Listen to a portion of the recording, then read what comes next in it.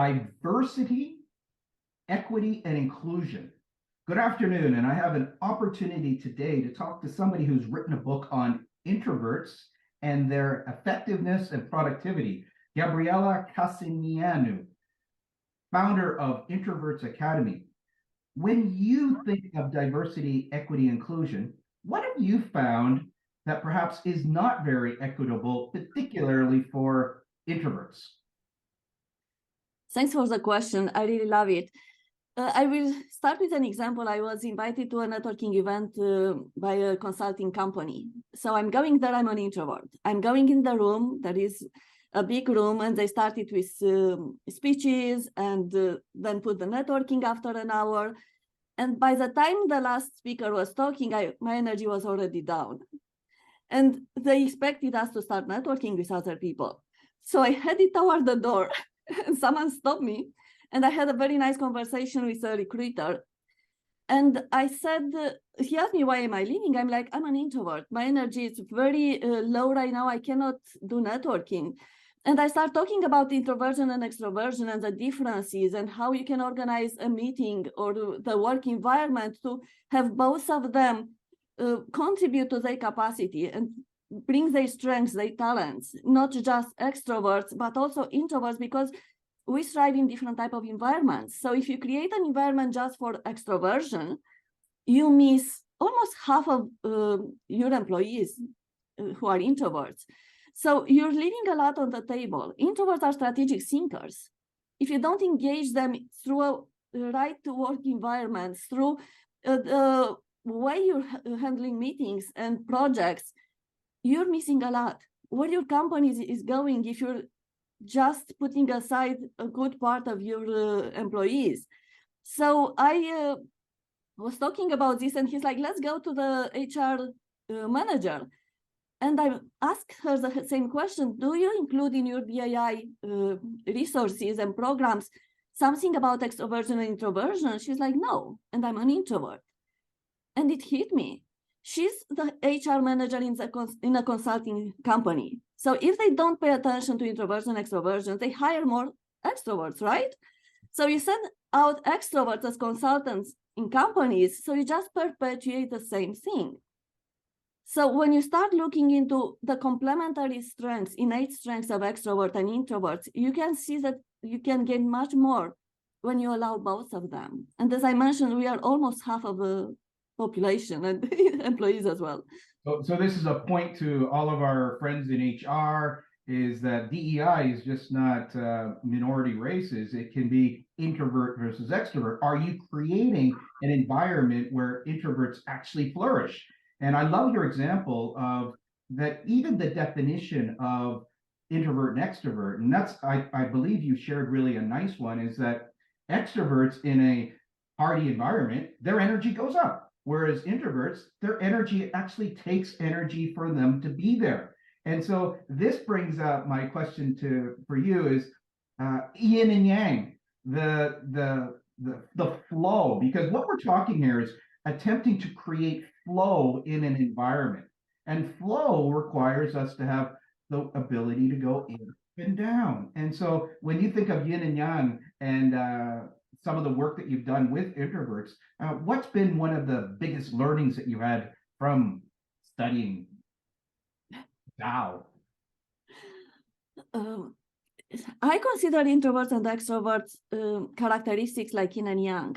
They are totally complementary. Extroverts, for example, they gain energy, like you're saying, from interacting with others.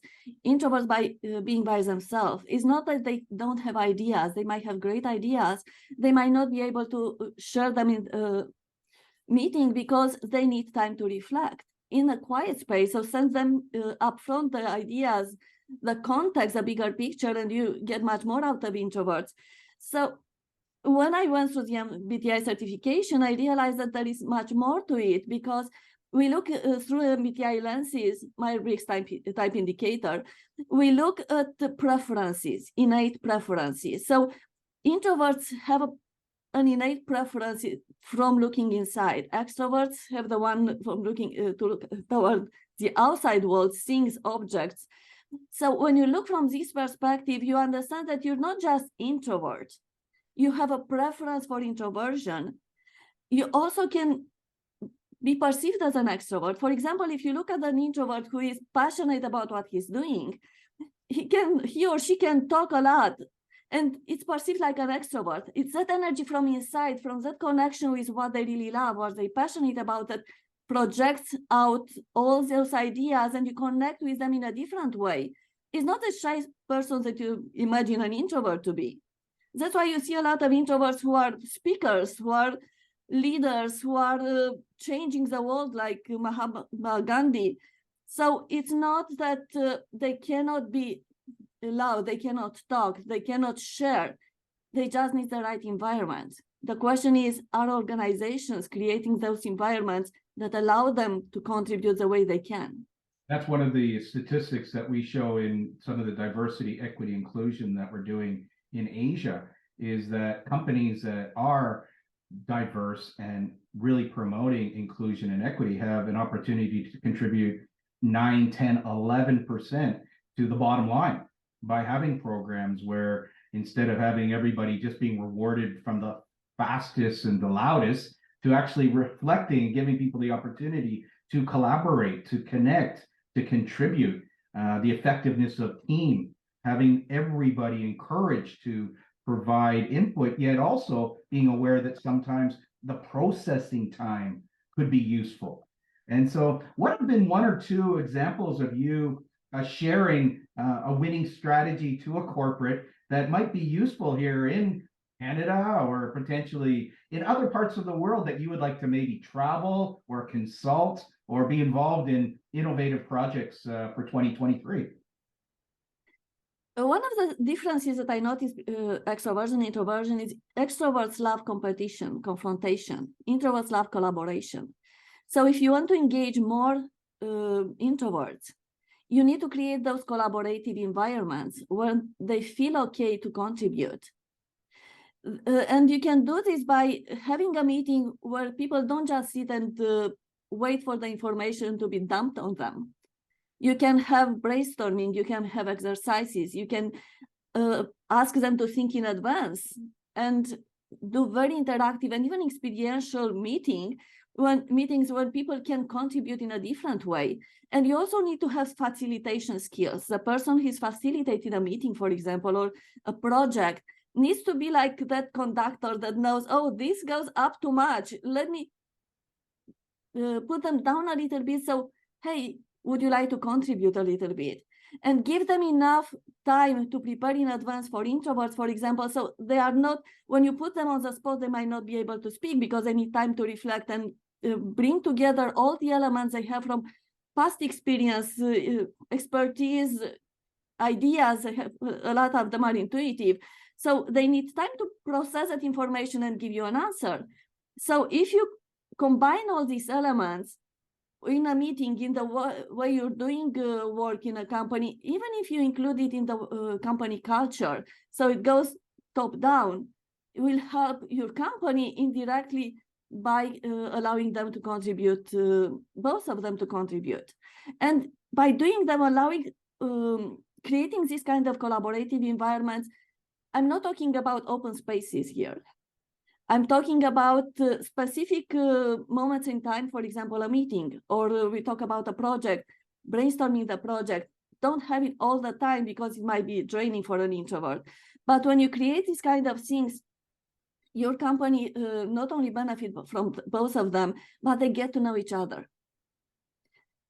When you allow introverts to speak up, extroverts might realize, hey, these are not just the people who don't want to talk, or they might not know anything because they need time to, if you give them the time to answer, these are people who have interesting ideas. So introverts will start experiencing what extroverts can bring.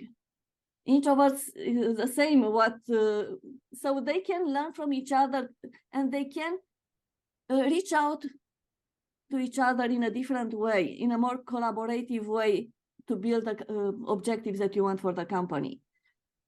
I believe this idea of what you're sharing is, I love the orchestration component, the facilitation component, the connection, the curiosity, the collaboration, the co-creation, the confidence, And so these are wonderful ways for organizations to be more creative in the way that they engage their staff. They make people feel more included, to be belonging to a team as opposed to feeling like an outsider.